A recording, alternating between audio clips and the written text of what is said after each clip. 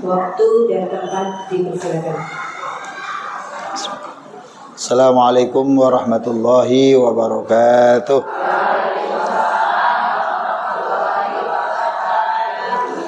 Alhamdulillah wassalatu wassalamu ala rasulillah, amma ba'du. Ibu-ibu jamaah rahimakumullah, mohon maaf tadi pagi itu suara saya nggak ada. Alhamdulillah sekarang udah mulai bunyi.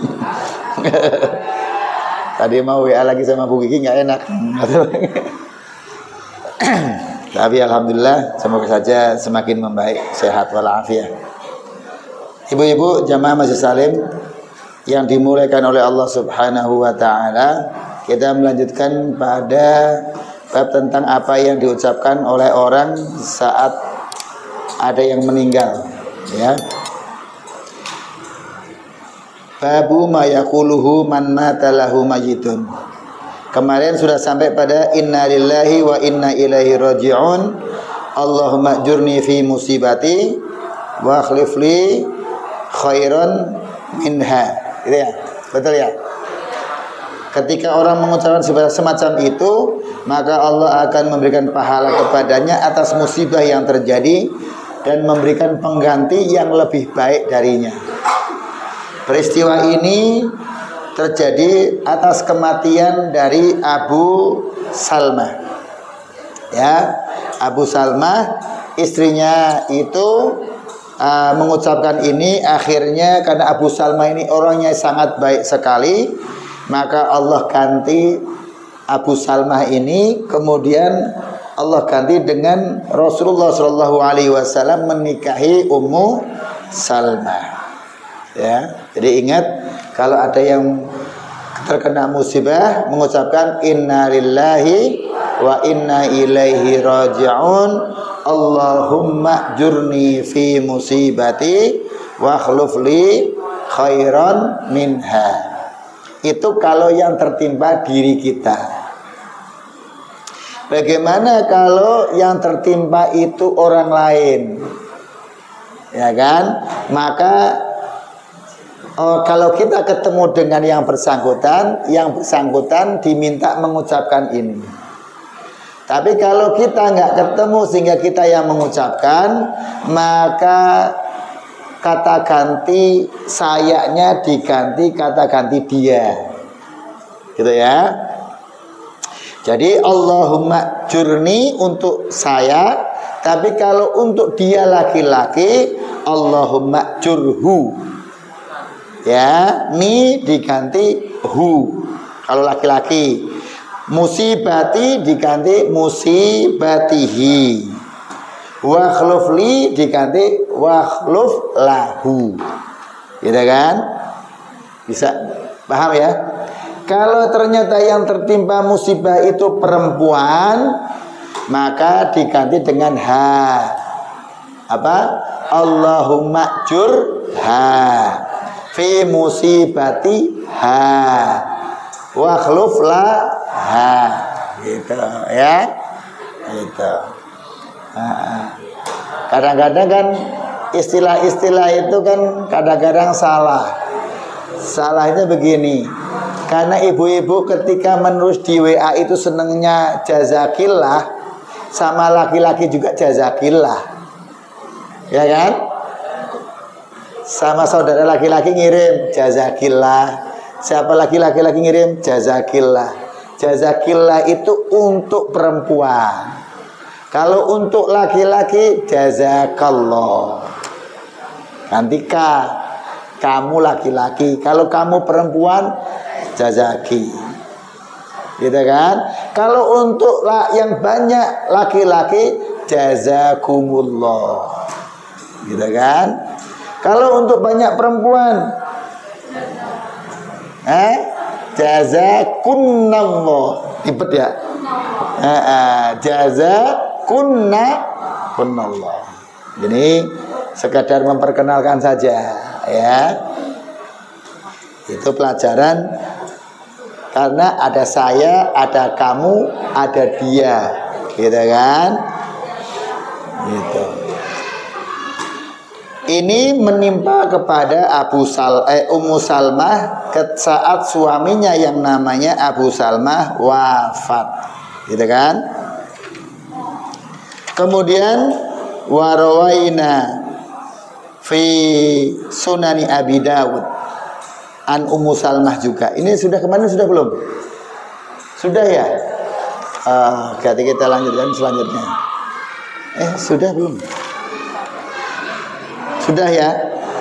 Kemudian yang hadis yang selanjutnya adalah wa rawaina fi kitab Tirmidzi wa ghairihi. Kami meriwayatkan dalam kitab At-Tirmidzi dan lainnya an Abi Musa Al-Asy'ari. Ini belum ya? Ya. Radhiyallahu anhu anna Rasulullah sallallahu alaihi wasallam qala.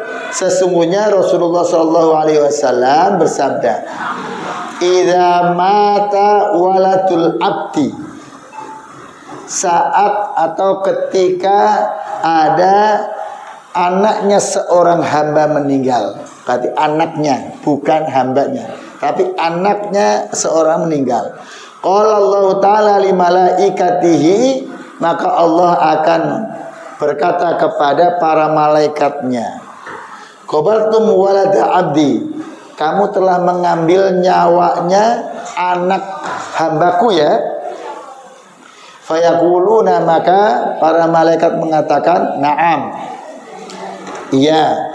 Fayaqulu, maka Allah pun mengatakan qabaltum samrata fuadi, engkau semua telah mengambil, ya kan, buah dari hatiku, buah hatiku, ya kan?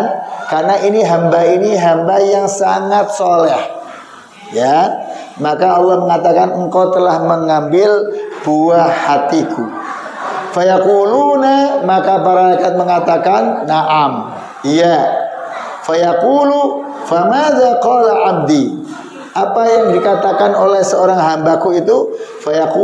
Fayaquluna hamidaka wastarja'a, hamba itu ketika ditinggal mati oleh anaknya mengatakan hamidaka wastarja'a, dia memuji Allah dan mengucapkan inna lillahi wa inna ilaihi raji'un.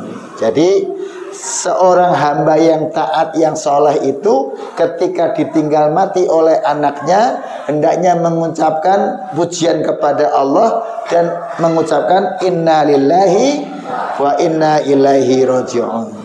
Fayaqulullahu ta'ala, maka Allah mengatakan ketika mendapatkan laporan dari malaikat bahwa hambanya itu memuji Allah dan mengucapkan inna lillahi wa inna ilaihi raji'un, maka Allah mengatakan ubnu li abdi baitan fil jannah wa sammuhu baital hamdi, bangunkanlah untuk hambaku itu sebuah istana di surga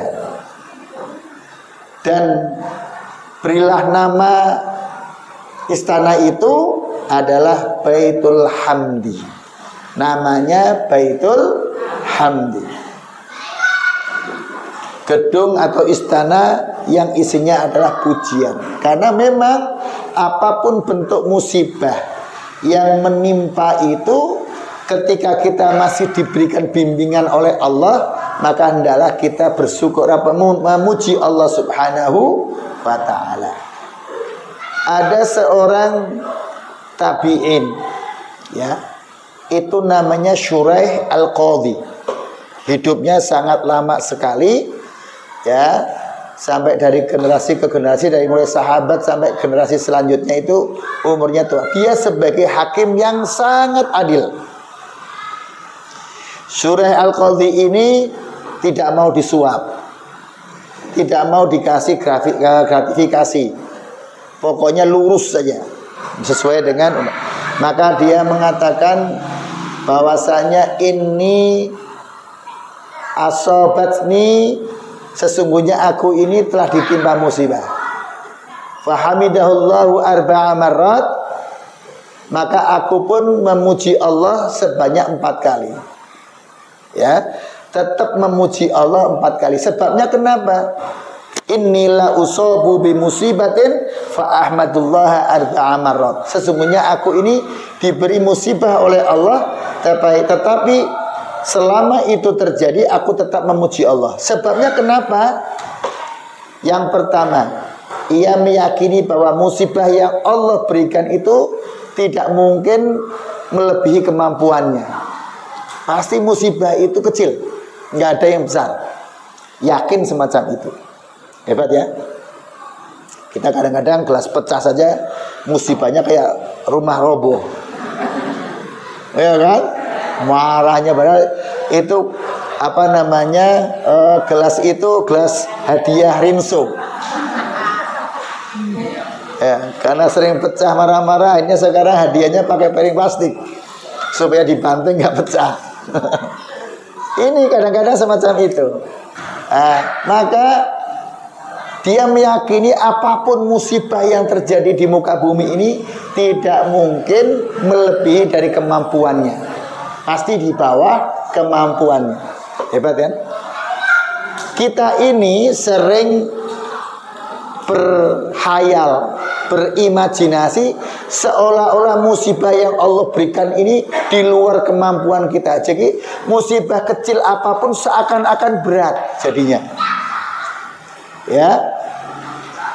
Padahal Allah Subhanahu wa taala berfirman, a'udzubillahi minasyaitonirrajim, bismillahirrahmanirrahim, wala nabluwannakum bi syai'in minal khaufi wal ju'i ila akhir ayat. Kata Allah, pasti aku akan uji kamu semuanya bi syai'in, dengan sesuatu yang syai', kecil biasa. Enggak ada yang besar. Yang membesarkan musibah itu diri kita sendiri. Meninggal itu musibah besar nggak sih? Ya, lah kalau nggak meninggal terus ngapain?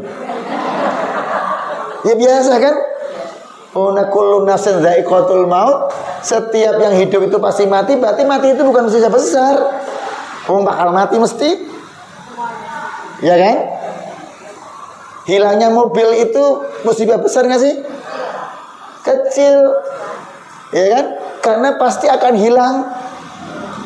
Ya, begitu pikirannya, begitu jadi enak, ya kan? Ya kadang-kadang mobil kebaret dikit aja marahnya, yo hatinya kayak hilang separuh, ya kan? Padahal baru mobil kebaret. Jadi pertama tadi apa menurut surah Al-Qadhi, inilah usabu bi musibatin fa ahmadullah arba'a marrat. Yang pertama dia berprasangka nggak mungkin Allah memberikan musibah kok di luar kemampuannya, pasti di bawah kemampuannya. Yang kedua kata surah Al-Qadhi, ini kalau masih ingat ya 4 ya, pokoknya nanti kalau nggak ingat ya nanti PR. Yang kedua menjadikan bahwasanya dia tetap memuji Allah karena Allah memberikan kemampuan untuk bersabar. Jadi orang yang ketika ditinggal kok musibah, ketika diberi musibah kok bersabar, itu merupakan hidayah dan taufik yang sangat besar sekali. Maka perlu bermuji Allah Subhanahu wa taala. Ya. Yang ketiga,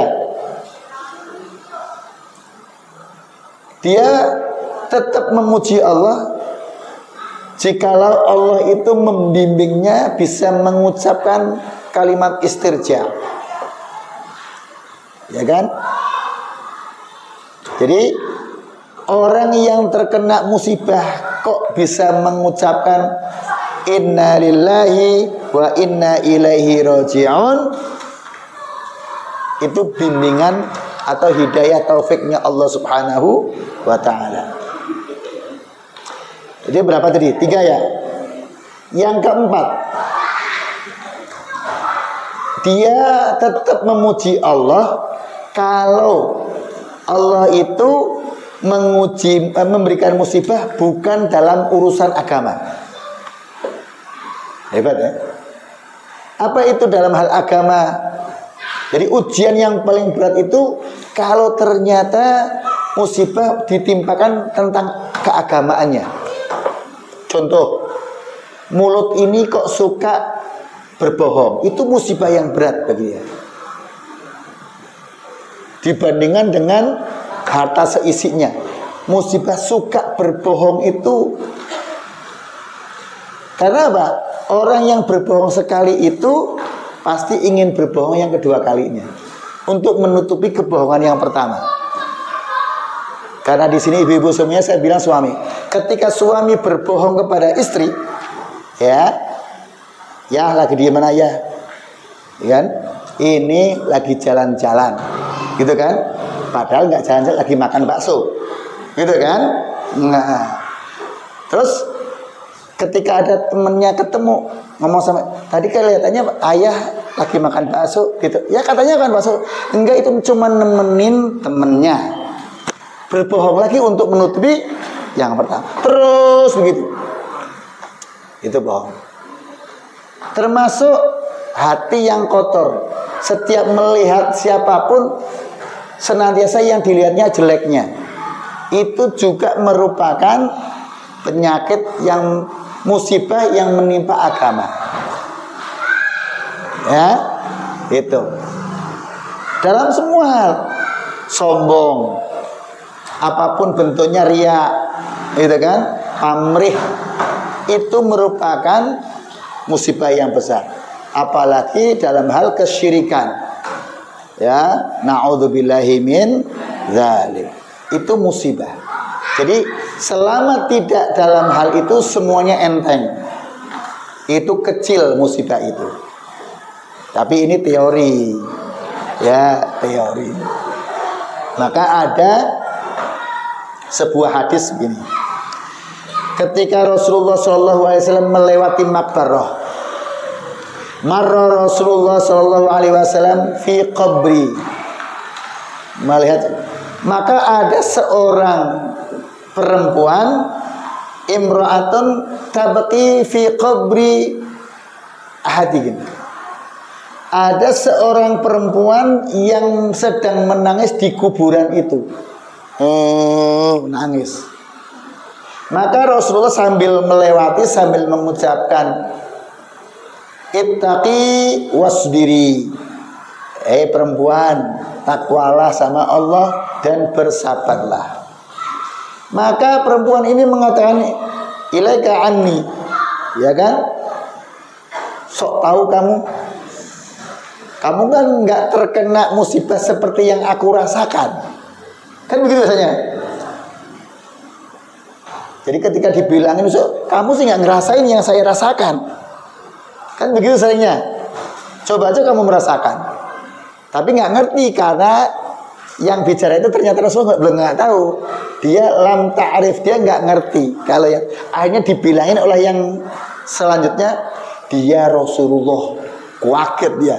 Astagfirullahaladzim. Langsung ngejar Rasulullah. Tapi Rasulullah sudah sampai rumah. Dia kaget, ternyata di rumahnya Rasulullah itu lam tajid bawabina.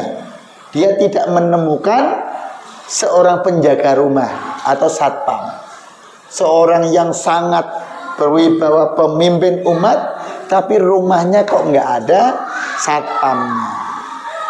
Maka dia ya langsung minta maaf sama Rasulullah. Maka Rasulullah mengatakan apa? As-sabru inda awalis sodamah. Yang namanya sabar itu saat pertama kali dapat musibah, jeger, bisa sabar, itulah hebat. Itu ya. Hadis ini menyatakan bahwasanya bolehnya wanita itu berziarah kubur. Boleh. Ya. Hadis ini mengisyaratkan bolehnya wanita berziarah kubur.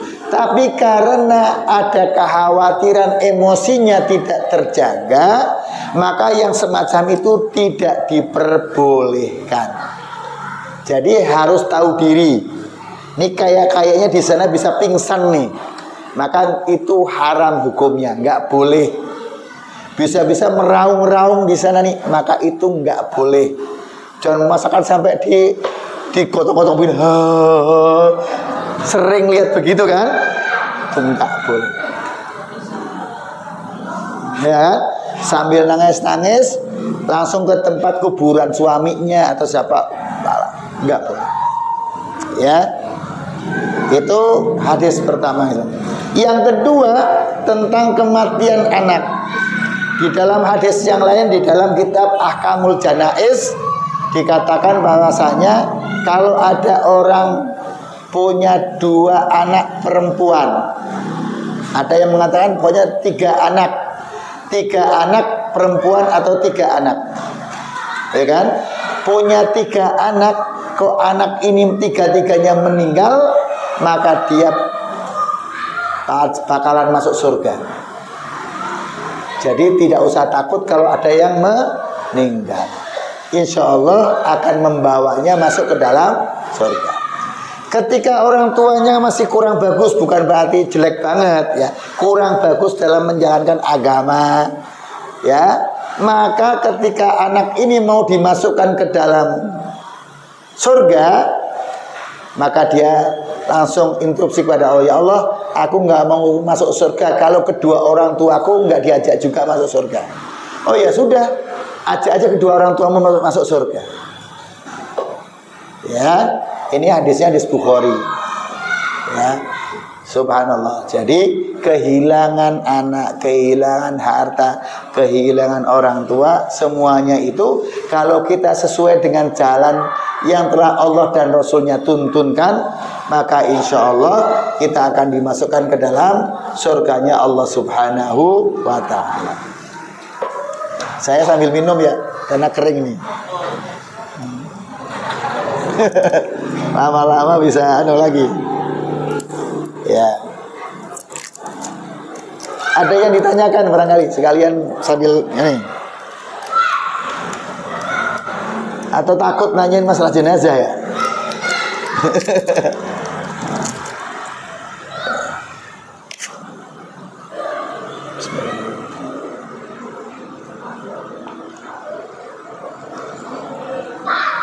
Ya.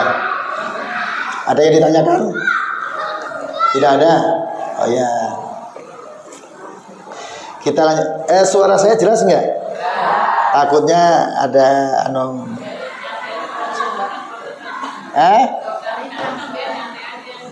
kalau nggak nyantai nggak keluar.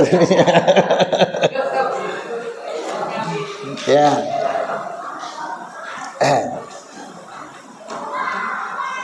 Di dalam hadis Sahih Bukhari dikatakan bahwasanya anna Rasulullah sallallahu alaihi wasallam qala yaqulullahu ta'ala ma li 'abdil mu'min 'indi jazaa'un idza qabaltu safiyahu min ahli dunya tsumma ihtasabahu illal jannah. Kalau ya kan ada seorang hamba mukmin ya kan yang memiliki anak, hamba soleh mukmin memiliki anak yang diambil oleh Allah Subhanahu wa ta'ala. Qabaltu safiyahu, aku angkat ruhnya, kekasih dari hamba itu, ya kan, min ahli dunia, dari ahli dunia. Summa tasabahu, kemudian dia lillah karena Allah Subhanahu wa ta'ala, maka baginya dihitung surganya Allah Subhanahu wa ta'ala. Enak sekali ya.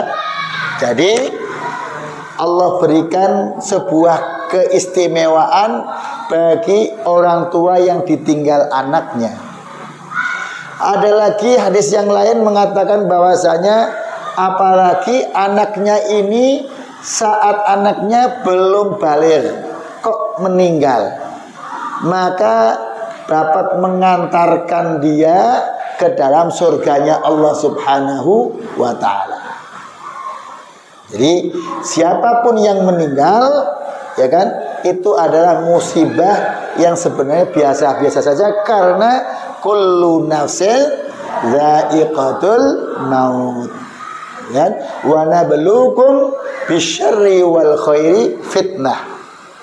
Kami akan menguji kamu dengan keburukan dan kebaikan. Ya, akan timpakan kepada kamu keburukan dan kebaikan sebagai ujian dari Allah Subhanahu wa ta'ala. Jadi Allah itu akan menimpakan kepada kita keburukan ataupun kebaikan. Karena apa? Hidup itu sebenarnya ujian semuanya. Tetapi ujian itu ada dua. Ada yang ujian itu sesuai dengan keinginan kita. Ada ujian yang tidak sesuai dengan keinginan kita. Betul ya? Kaya, punya jabatan, sehat walafiat, hatinya senang, itu juga ujian.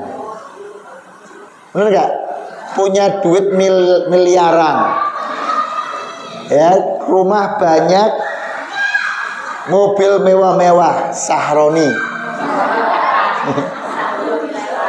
Jabatannya DPR RI, sehat walafiat, seneng terus, itu juga namanya musibah, ujian.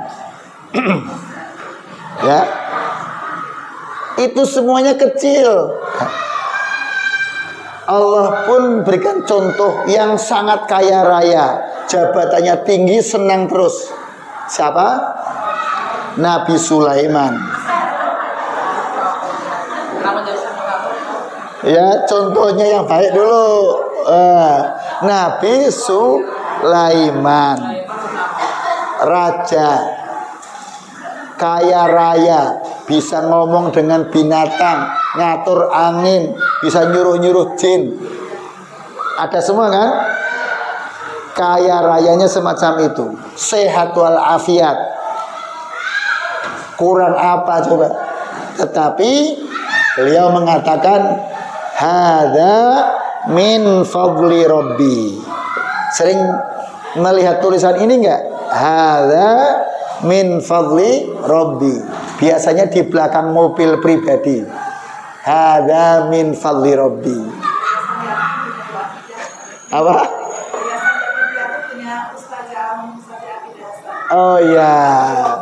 Hadza min fadli rabbi. Harusnya ada terusannya. Tidak hanya berhenti di situ. Liyabluwani aashkuru am akfuru. Di ayat itu begitu ucapan Nabi Sulaiman, ini adalah anugerah dari Tuhanku, apakah aku ini dapat bersyukur atau kufur? Aashkuru am akfuru. Sebab ini aku itu bersyukur atau malah menjadi kufur. Gitu. Badan sehat walafiat.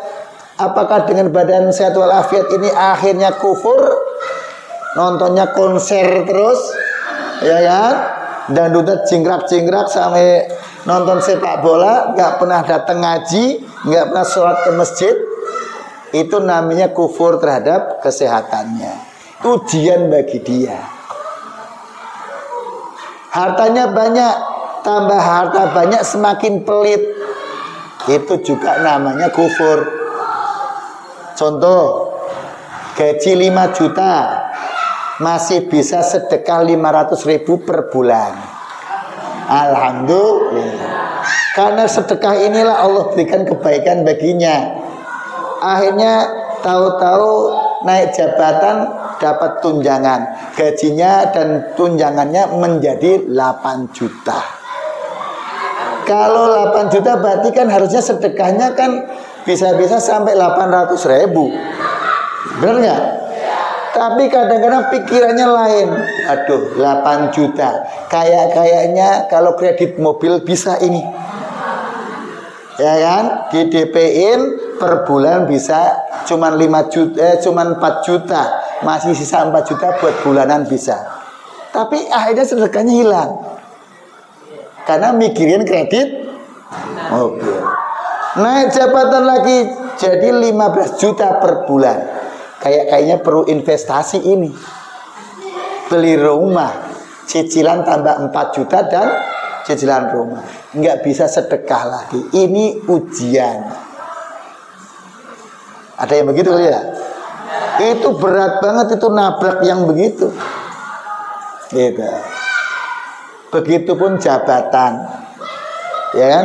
Jabatan itu bisa jabatan pemerintahan, perusahaan, bisa jabatan sosial, jabatan dalam hal duniawiyah, yaitu DPR RI, presiden, ya kan, DPRD, perusahaan manajer, direktur, semuanya itu adalah jabatan atau jabatan sosial, kiai, ustadz, ya kan, tokoh masyarakat, itu jabatan. Jangan sampai jabatan itu yang harusnya nikmat, harusnya bersyukur, malah jadi kufur. Hancurlah kondisinya. Akhirnya seperti Fir'aun, nggak pingin ada saingan, akhirnya mendapatkan wangsit. Siapa yang lahir laki-laki, bunuh, supaya tidak ada saingannya. Ini beda dengan Nabi Sulaiman. Aashkuru am akfuru, apakah dengan ini aku bersyukur apa tidak, gitu. Jadi itu ya. Jadi itulah Nabi Sulaiman.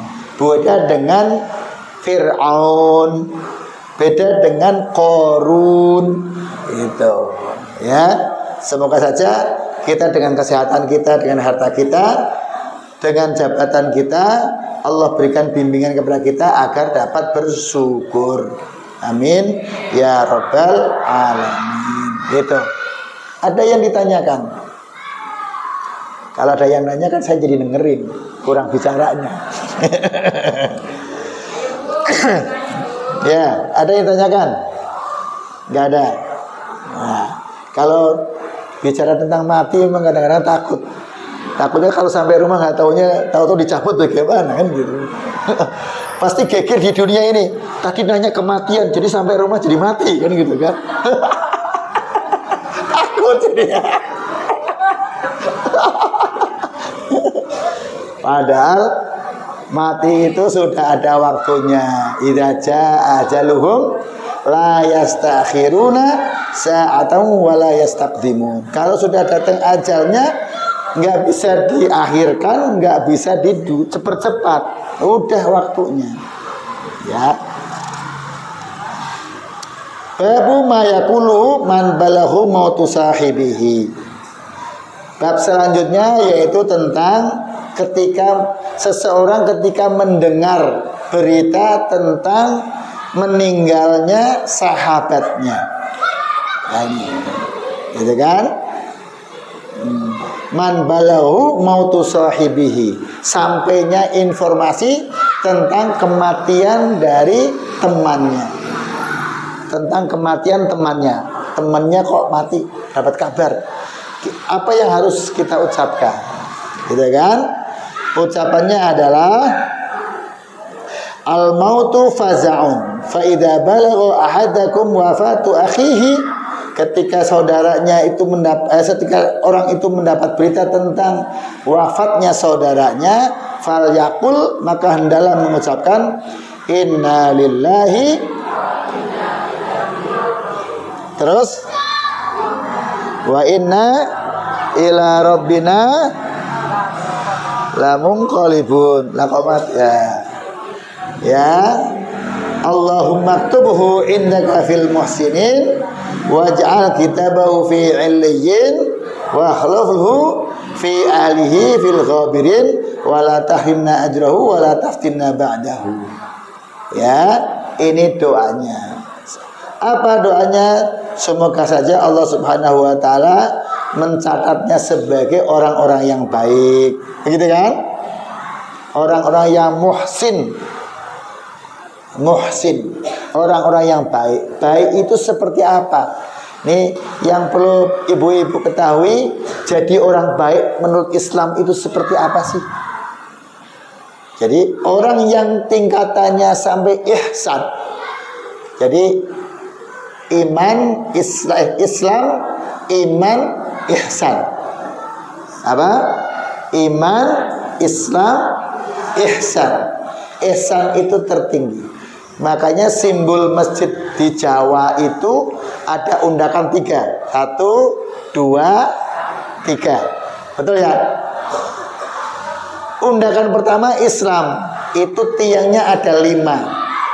1, 2, 3, 4, tengah 1. Itu rukun Islam. Berarti Pertama itu Islam, harus kokoh. Yang kedua iman. Iman harus kokoh di atasnya. Yang ketiga adalah ihsan. Ya, ihsan itu dalam hal ibadah. Rasulullah SAW katakan bahwasanya anta'budallah ka'annaka tarahu fa illam takun tarahu fa innahu yaraka.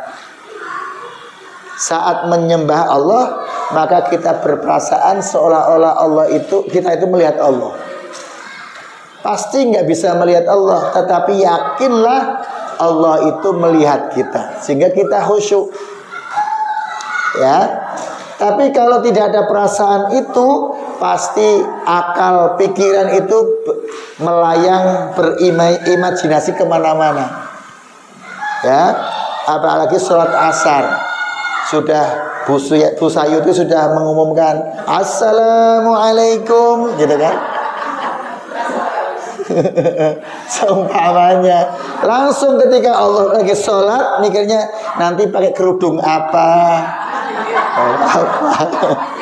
gamis yang mana, atasnya warna apa, sendalnya bagaimana, nanti pas saya ngaji ayah pulang sudah saya siapin apa. Gitu.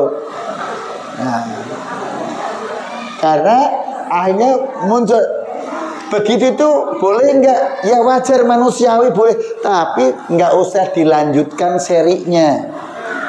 Jangan berepisode. Kalau pas nanti kerudung pakai apa ya, langsung sesatkan lagi. Tapi kalau dilanjutkan coba, oh kerudungnya merah, yang belinya di sana aja ya. Oh yang itu aja dah. Enggak, yang itu aja yang warnanya abu-abu. Terus muncul pertanyaan terus dijawab terus.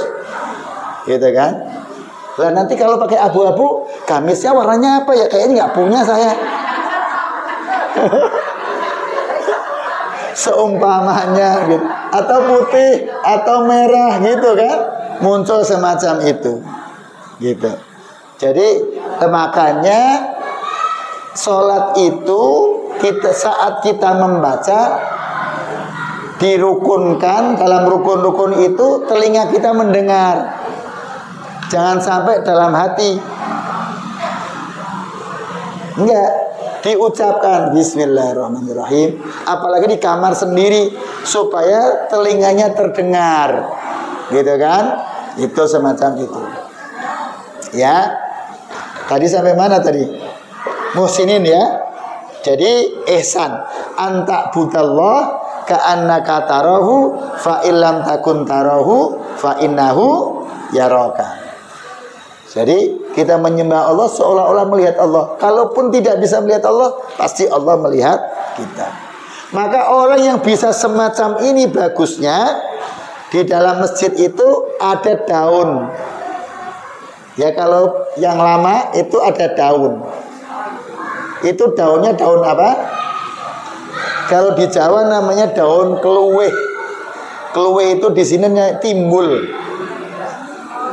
Ya, daun keluih. Keluih. Nah, orang yang tingkatannya sudah sampai ihsan, sampai tingkat tertinggi akan memunculkan linuwih, kelebihan. Linuwih itu kelebihan. Luwih itu kan lebih. Mendapat sisipan jadi linuwih gitu. Kelebihan pribadinya. Maka dia menjadi hamba Allah yang benar. Itu filosofi masjid. Ya, masjid Jawa. Lah orang di Jawa juga kalau kursinya dulu para wali di kursi sisi belakangnya itu ada gambar salak. Kok salak sih? Ternyata diambil dari hadis Rasulullah, man salaka tariqon yaltamisu fi ilman. Biar muridnya hafal. Oh, man salaka, kan gitu kan, salak. Barang siapa yang perjalanannya menuju dalam hal ngaji gitu kan, maka Allah akan mudahkan dalam surga. Man salaka thoriqan yaltamisu fihi ilman sahalallahu lahu thoriqan ilal jannah. Saya bukan ngarang-ngarang, saya pernah ngaji dengan orang Jogja masalahnya. Begitu. Ya, ketika ziarah orang Jawa itu kan kalau doanya apa? Allahumma innaka afuwun karim. Ya kan? Ketika nyadran di kuburan itu bacanya Allahumma innaka afuwun karim. Lah orang Jawa kan apa nih supaya mengingatnya gampang? Akhirnya setiap ke kuburan itu saat nyadran bacanya apem kering, akun karim. Gitu. Lah iya, bener apem kering. Apem kering, apem karim. Oh itu apem karim, apem kering gitu. Apem garing, apem garing. Apem karim. Nyadran. Coba dari kata apa nyadran? Ya kan? Artinya ya daro. Ya kan? Assalamualaikum ya daro qaumil mukminin. Oh nyadran. Gitu. Jadi nyadran. Oh bunder. Nyadran di kuburan nyadran. Iya. Oh. Ini bukan otak-atik matuk. Saya ngaji masalahnya dulu di Jogja gitu kan. Nyadran. Gitu ya. Jadi semacam itu.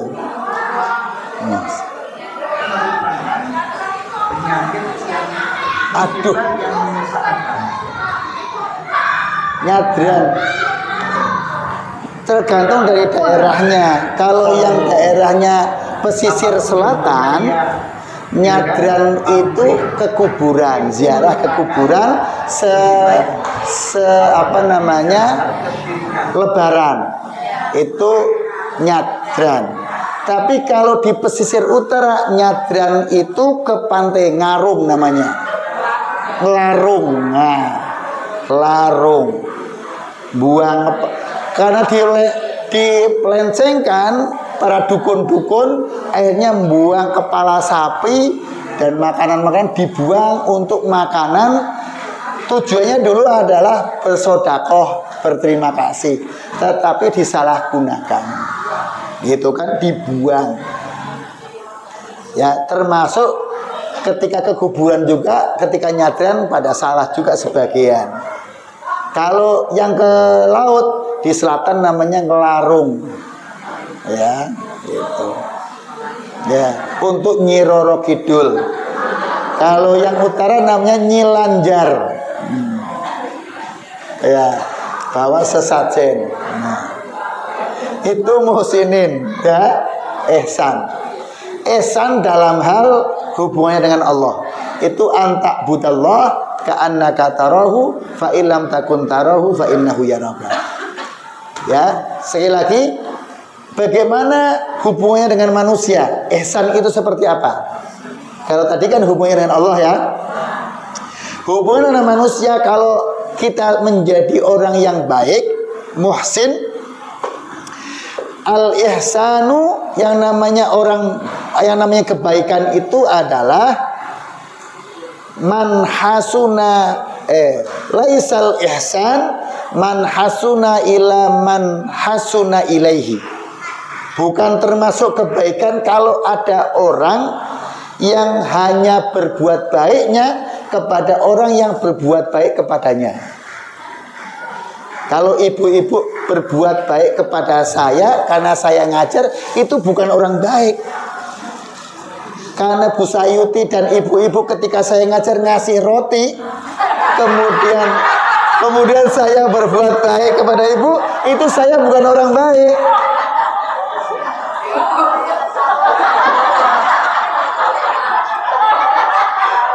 Iya, seumpamanya. Iya, lagi pegang roti. Kalau saya baiknya kepada ibu-ibu dan Bu Sayuti karena setiap pengajian saya dikasih air dengan roti atau bolu, maka saya bukan orang baik. Itu mah biasa, balas budi. Iya kan? Balas budi namanya, itu bukan muhsin. Karena dia senyum, saya senyum. Dia nganter singkong, saya nganterin roti. Itu biasa. Yang biasa.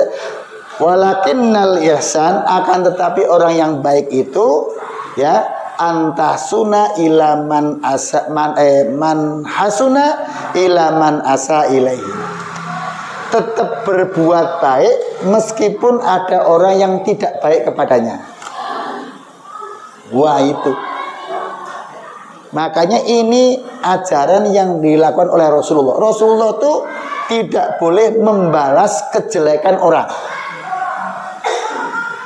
Gak ada. Kecuali dalam perang, beda. Tapi dalam hubungannya sehari-hari, mau dijelekkan kayak apa Rasulullah tetap baik.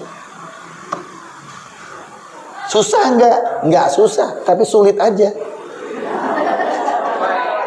Lah beda. Kalau susah itu nggak bisa dipecahkan, tapi kalau sulit bisa dipecahkan. Ya kan? Bener nggak? Kalau susah ya udah putus. Kalau sulit masih bisa diusahakan, tapi kalau susah nggak bisa diusahakan. Waduh, iya, ya begitu. Kalau akhirnya orang yang semacam ini hatinya mesti enak baik. Nggak ada jelek semuanya. Mau dijelekin nanti aja, cuek aja, nggak apa-apa. Coba begini, contoh begini. Ada saya hutang sama ibu. Ibunya biasa-biasa saja. Saya ketika belum membayar ketemu ada ibu, saya langsung sana muter lagi, kan capek. Ketika lihat saya, aduh ternyata belok ke sana, lari ke sana. Capek. Yang kedua, gampang, semuanya hati kita buruk gitu kan. Ketika ada orang saya, wow, dia mah begini, dianya nggak sakit, kitanya yang sakit hati ke bawah tidur, kan rugi. Kita dimarahin orang nih, akhirnya ngedongkolnya sebulan. Yang marahin kita sudah nggak marah hatinya, yang rugi siapa? Ya kita yang hatinya nggak makan 3 hari, udah gara-gara dimarahin. Lebay banget. Wah ya, baru kali ini saya dimarahin sama orang. Dari kecil kalau dimarahin, udah itu saya sampai nggak tega makan 3 hari 3 malam gitu kan.